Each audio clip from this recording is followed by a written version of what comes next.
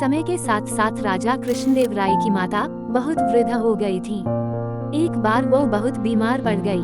उन्हें लगा कि अब वे शीघ्र ही मर जाएंगी। उन्हें आम से बहुत लगाव था, इसलिए जीवन के अंतिम दिनों में वे आम दान करना चाहती थी। उन्होंने राजा से ब्राह्मणों को आमों को दान करने की इच्छा प्रकट की। वह समझती थी कि इस प्रकार दान करने से उन्हें स्वर्ग की प्राप्ति होगी। कुछ दिनों बाद राजा की माता अपनी अंतिम इच्छा की पूर्ति किए बिना ही मृत्यु को प्राप्त हो गयीं।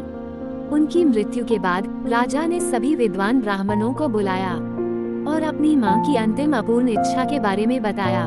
कुछ देर तक चुप रहने के पश्चात ब्राह्मण बोले, ये तो बहुत ही बुरा हुआ महाराज। अंतिम इच्छा के पूरा न होने की दशा में तो उन्हें मुक्ति ही नहीं मिल सकती।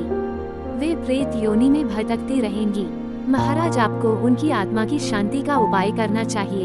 तब महाराज ने उनसे अपनी माता की अंतिम इच्छा की पूर्ति का उपाय पूछा। ब्राह्मण बोले, उनकी आत्मा की शांति के लिए आपको उनकी पुण्यतिथि पर सोने के आमों का दान करना पड़ेगा।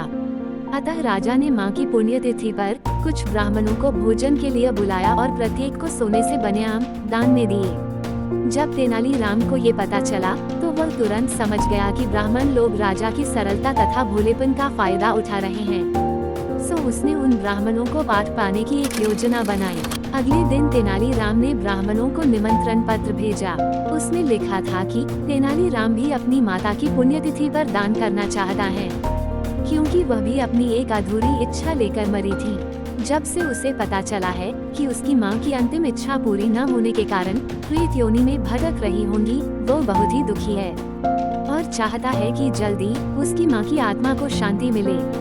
ब्राह्मणों ने सोचा कि तेनालीराम के घर से भी बहुत अधिक दान मिलेगा, क्योंकि वह शाही विदूषक है। सभी ब्राह्मण निश्चित दिन तेनालीराम के घर पहुंच गए। ब्राह्मणों को स्वादिष्ट भोजन परोसा गया। भोजन करने के पश्चात सभी दान मिलने की प्रतीक्षा करने लगे। तभी उन्होंने देखा कि तेनालीराम लोहे के सलाखों को आग में गर्म कर रहा है। पूछने पर तेनालीराम बोला, मेरी माँ फोड़ों के दर्द से परेशान थी। मृत्यु के समय उन्हें बहुत तेज दर्द हो रहा था। इससे पहले कि मैं गर्म सलाखों से उनकी सिकाई करता, वह मर चुकी थी। अब उनकी आत्मा की शांति के लिए मुझे आपके साथ वैसा ही करना पड़ेगा जैसे कि उनकी अंतिम इच्छा थी। ये सुनकर ब्राह्मण बौखला गए। वे वहाँ से तुरंत चले जाना चाहते थे। वे गुस्से में तेनालीराम से बोले कि हमें गर्म सलाखों से दागने पर तुम्हारी माँ की आत्मा को शांति मिलेगी। नहीं महाशय, मैं झूठ नहीं बोल रहा। यदि सोने के आमदान देने से महाराज की मां की आत्मा को स्वर्ग में शांति मिल सकती है, तो मैं अपनी मां की अंतिम इच्छा क्यों नहीं पूरी कर सकता। ये सुनते ही सभी ब्राह्मण समझ गए कि तेनालीराम क्या कहना चाहता है। वह बोले, तेनालीराम, हमें क्षमा करो, हम वे सोने के आम तुम्हें दे देते हैं, बस तुम हमें जाने दो। तेनालीराम ने सोने के आम लेकर ब्राह्मणों को जाने दिया, परंतु एक लालची ब्राह्मण ने सारी बात राजा को जाकर बता दी। ये सुनकर राजा क्रोधित हो गए और उन्होंने तेनालीराम को बुलाया। वे बोले, तेनालीराम, यदि तुम्हें सोने के आम चाहिए थे तो मुझसे मांग लेते। तुम इतने लालची कैसे हो गए कि तुमने ब्राह्मणों से सोने के आम ले लिए। महाराज, मैं लालची नहीं हूँ, अपितु मैं तो उनकी लालच की प्रवृत्ति को रोक रहा था।